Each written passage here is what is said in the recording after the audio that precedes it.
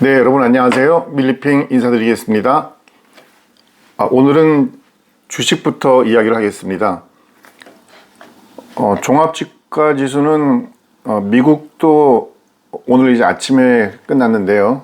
약간 혼조세, 오르고 내리고가 뚜렷한 특색이 없는 그런 상태였는데, 우리 증시는 현재 시간이 10시 24분인데 종합지수는 10포인트 빠져 있는 상태입니다. 전반적인 이런 종합주가 지수의 등락은 상황에 따라서 오르락 내리락 할 수가 있는데, 오늘은 이제 방산주가 관심이 되어 있습니다. 핵심은 뭐냐면 방산주들이 굉장히 많이 떨어진 거죠. 하락한 거죠. 특히 LIG 넥스원 같은 경우는 14% 하락해서 51만 원대를 가고 있고요. 하나 에어로스페이스를 포함한 여러 기업 주가들이 다 5% 이상씩 하락하고 있습니다. 그러면 왜 이렇게 하락하고 있느냐? 근데 그 하락의 이유가 너무 참 납득하기 어렵습니다.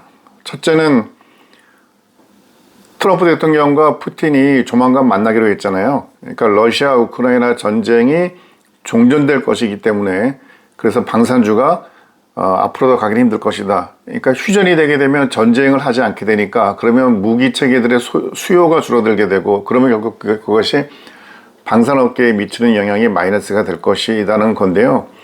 아니, 트럼프 대통령과 푸틴이 만나더라도 휴전이 협상이 될지 안 될지도 모르고, 설령 휴전을 하기로 합의를 한다고 하더라도 그게 당장 내일부터 되는 것도 아니고 굉장한 시간을 두고 진행되잖아요.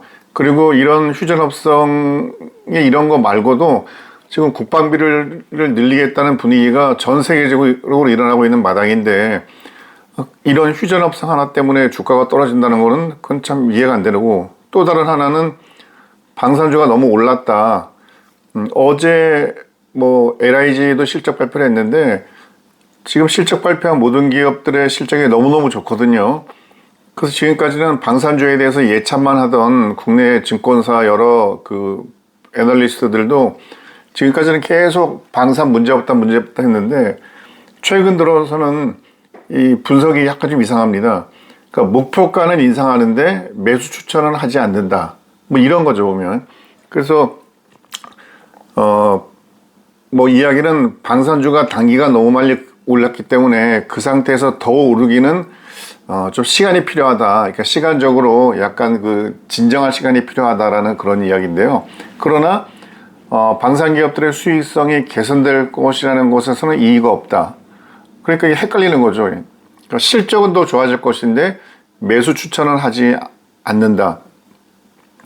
지난번 풍산에서부터 이제 그런 이야기가 나왔는데, 이제 LIG 넥스원에서도 그런 이야기가 나오고, 어쨌건 주가가 하락하다 보니까 주가 하락에 대한 이유를 다양한 요소에서 찾아올 수 있는데, 참 이러한 분석들이 그냥 상황에 따라서 주가가 올라가게 되면 그냥 방산의 수익성이 앞으로 좋아질 것이다, 그래서 더 올라갈 것이다 하는 거고, 주가가 조금 하락하게 되면 또 하락할 수밖에 없는 이유들을 여기저기서 찾아서 이야기하는 것 같습니다. 결국 중요한 것은 이 기업이 실적과 그다음에 성장성 측면에서 어느 정도 잠재 능력을 가지고 있느냐, 이런 것들을 봐야 되겠습니다.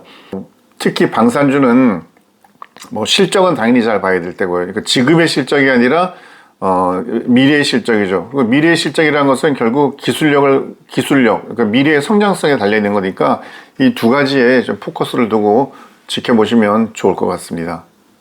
그리고 어제 LIG 넥스원이 실적 발표를 했거든요. 실적이 너무 좋습니다. 매출액, 영업이익 다 굉장히 좋고, 다만 증권사들에서 기대치가 10이었다면 실제 나온 실적은 약 9 정도니까, 그러니까 증권사들이 애초에 너무 높은 기대 수준을 가지고 있었는데 그 기대 수준에는 미치지 못했다.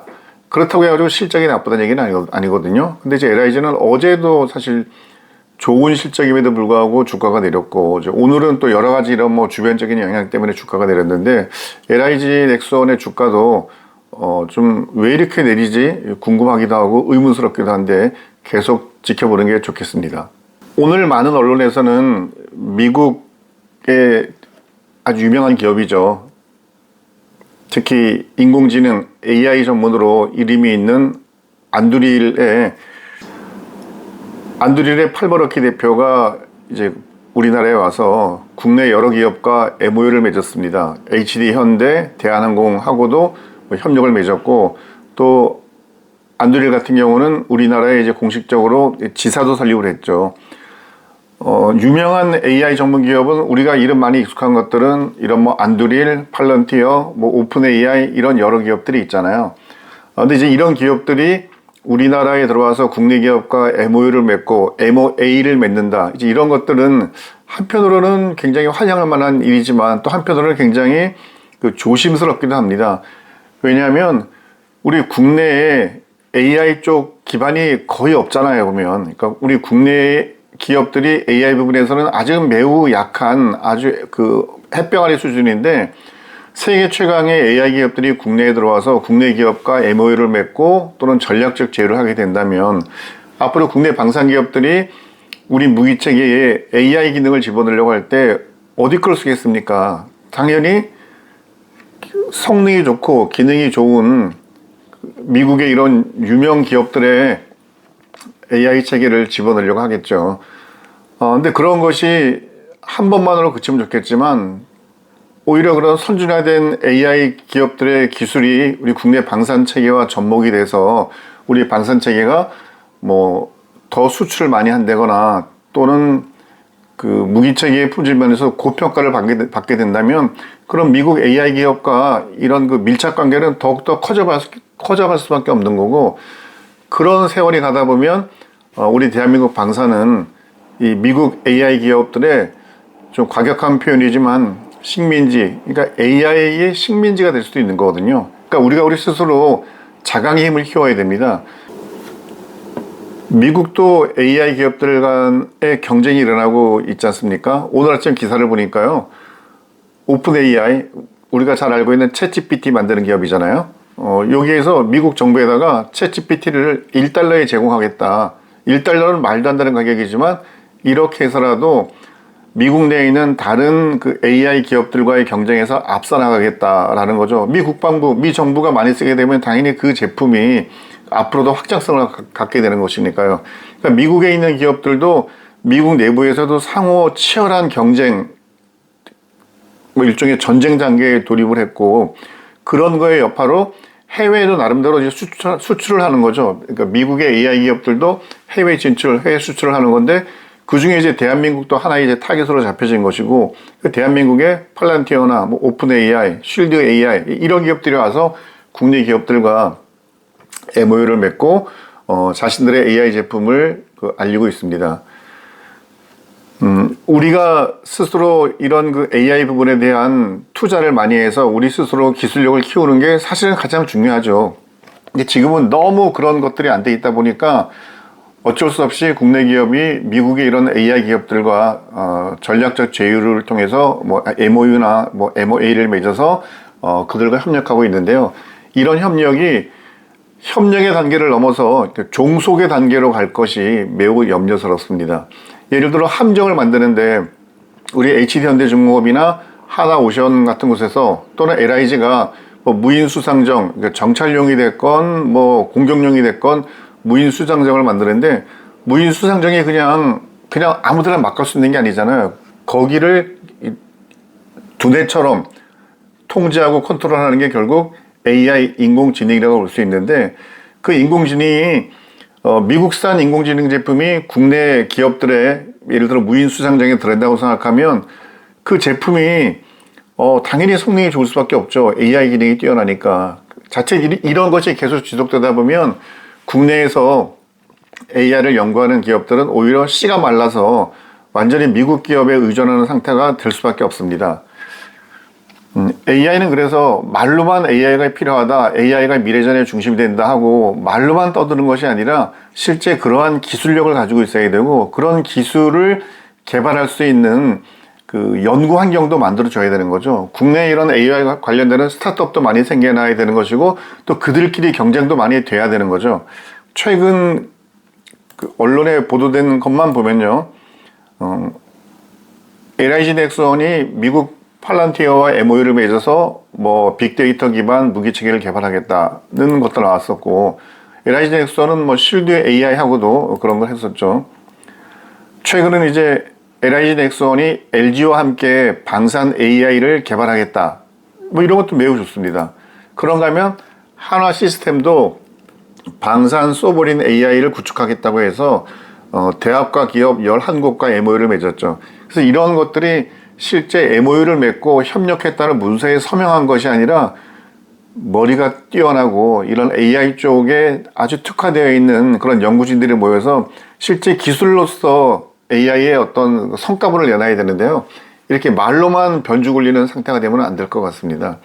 최근 이재명 대통령도 AI에 대한 중요성을 많이 이야기했잖아요. 그러니까 AI가 지금은 아주 핵심 키워드 유행어가 돼버렸는데, 그 말로만 유행어가 돼서는 되는 게 아니라 실제 기술을 개발해야 되는데, 그 기술 개발을 하지 않고 말만 떠드는, 보통 옛날에 시장 가면 볼 수 있는 그러니까 약장사와 같은 역할만 하는 사람들이 자꾸 늘어나게 되면 오히려 우리 AI 발전에 마이너스가 될 것이라고 생각이 됩니다.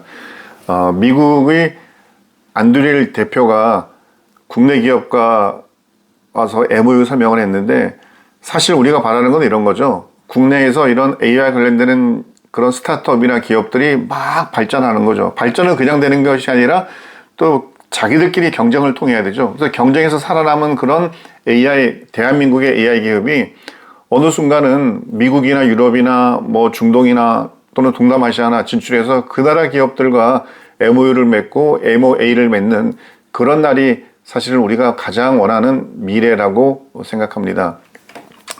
여러분, AI 말로만 해서는 안 될 것 같습니다. 실제 돈이 투자가 돼야 되고, 그 돈을 가지고 머리 좋은 연구원들이 이 실제 AI에 대한 뭐 이런 시스템이나 또는 데이터 축적이나 이런 것들을 해 가야만, 일단은 초보 단계이기 때문에 그 해외 기업들의 어떤 도움을 받는 것은 좋지만, 우리가 AI 선진국, 미국의 AI 기업에 너무 종속이 돼서 어느 순간은 우리가 AI의 식민지가 되는 그런 사태는 절대 오면 안 되겠습니다.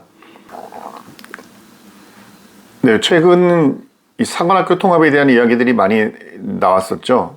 그래서 일단 뭐 육사와 삼사를 통합을 하고, 그 다음에는 육군사관학교, 해군사관학교, 공군사관학교를 통합해서 뭐 국군사관학교를 만들겠다, 그런 이야기들이 나왔는데, 저는 전에도 말씀드렸지만 사관학교 통합은 매우 신중해야 하고, 지금 상태에서는 왜 사관학교를 통합해야 되지? 그 이유, 명분에 대해서는 전혀 공감이 가지 않습니다. 그래서 사관학교 통합은 지금은 때가 아니다 라고 생각하고, 사관학교 통합을 하면 뭐가 달라질까 해서 뭐가 달라져야 되잖아요. 그러니까 통합하기 전과 후가 뭐가 달라져야 되는데, 아무리 생각해봐도 달라질 만한 것들이 눈에 보이지가 않습니다. 그래서 저는 사관학교 통합은 신중해야 한다라는 쪽으로, 가급적 통합보다는 현 상태에서 각 사관학교들이 제 역할을 할 수 있도록 어떻게 더 지원해주고 그들의 내부적인 그 발전, 혁신을 권장할 것인지, 그런 부분에 더 신경을 써야 된다고 봅니다.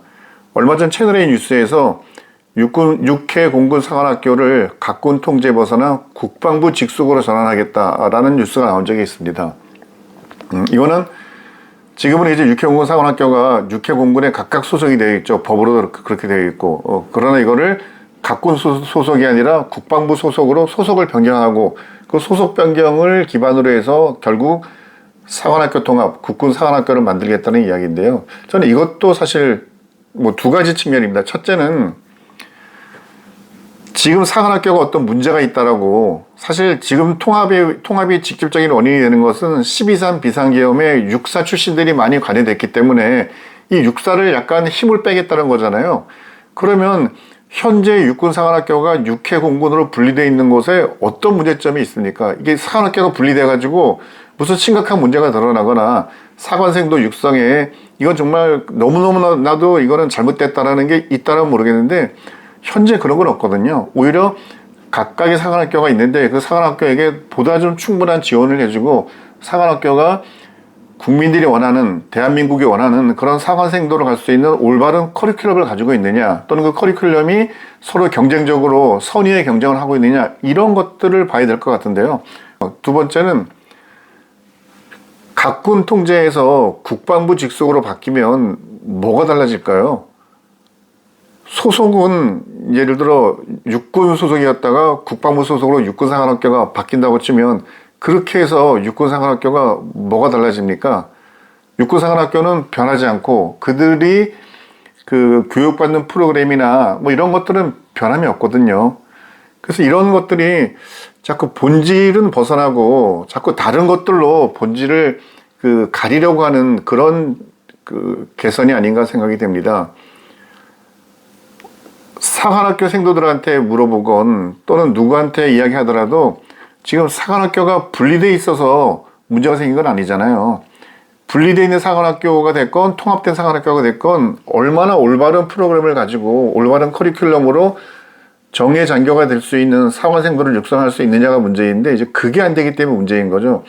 그러니까 중요한 것은 학교의 분리, 통합이 아니라 사관생도들에게 올바른 교육을 하느냐 못하느냐, 그들이 교육할 수 있는, 그들을 좀 더 넓은 시야를 가진 훌륭한 장교로 만들 수 있는 교육 프로그램이 존재하느냐, 그런 교육 프로그램을 위한 충분한 지원이 되고 있느냐, 이런 것들을 봐야 되지 않을까요? 사관학교 통합이라는 것이 그러니까 합동성을 높이기 위해서 한다 그러면 그나마 약간 명분면에서는 어느 정도 실리를 차지하게 되는데요. 이제 그것도 또 합동성이라는 게 꼭 생도 때 해야지 이것이 늘어날 수 있냐?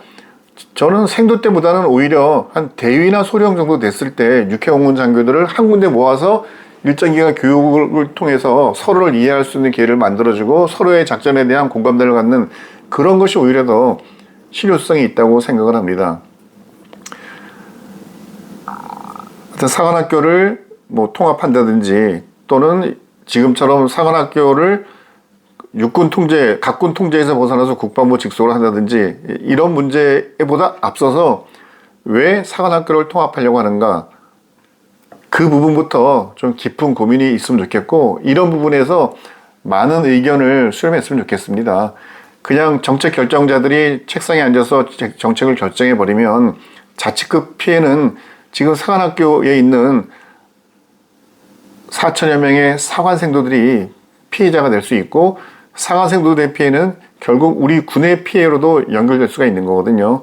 보다 더 신중한 검토와 판단이 있기를 원합니다. 오늘 밀리핑은 여기에서 마치겠습니다. 감사합니다.